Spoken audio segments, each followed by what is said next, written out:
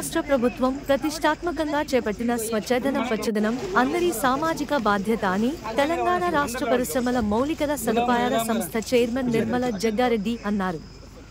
బుధవారం సదాశివపేట మండలం ఆత్మకూరు గ్రామంలోని ప్రభుత్వ ఆసుపత్రి ఆవరణలో నిర్మల జగ్గారెడ్డి మొక్కలు నాటారు.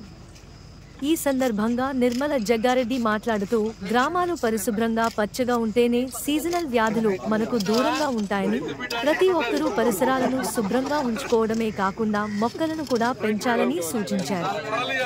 ఈ కార్యక్రమంలో ఎంపీడీఓ లక్ష్మి, బ్లాక్ కాంగ్రెస్ అధ్యక్షుడు గడీల రామరెడ్డి, మండల అధ్యక్షుడు సిద్ధన్న, గ్రామ తాజా మాజీ సర్పంచ్ గంగన్న, గ్రామ నాయకులు బింబాదర్ చారి, మాజీ సర్పంచులు, మాజీ ఎంపీటీసీలు, నాయకులు, కార్యకర్తలు, అధికారులు, వైద్య సిబ్బంది పాల్గొన్నారు.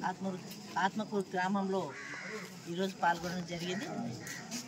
ఈ కార్యక్రమానికి చేసిన block president, mandal president, sarpanch, X సర్పంచ్లు, ఎంపీటీసీలు, మరి సాస్పేట్ కౌన్సిలర్స్, సాస్పేట్ నాయకులు, మార్కెట్ వైస్ చైర్మన్, డైరెక్టర్స్, మరి ఇక్కడ హాస్పిటల్ ఇక్కడ ఉన్న పరిసరాల్లో మరి ఏర్పాటు చేసినందుకు, అలాగే హెల్త్ డిపార్ట్మెంట్ అందరికీ కూడా, ఎంపీడీఓ, ఎండిఓ, మళ్ళీ ఎంపీఓ గారికి, మరి ఇక్కడ ఇచ్చేసిన ఆత్మకూరు గ్రామ ప్రజలందరూ కూడా పేరు పేరున నమస్కరిస్తూ, ఈ దేశం మన రాష్ట్రం అంతా ఇది జరుగుతుంది కాబట్టి ముఖ్యమైన సందేశం ఏం పోవాలి, స్వచ్ఛదనము అంటే శుభ్రంగా ఉంచుకోవాలి.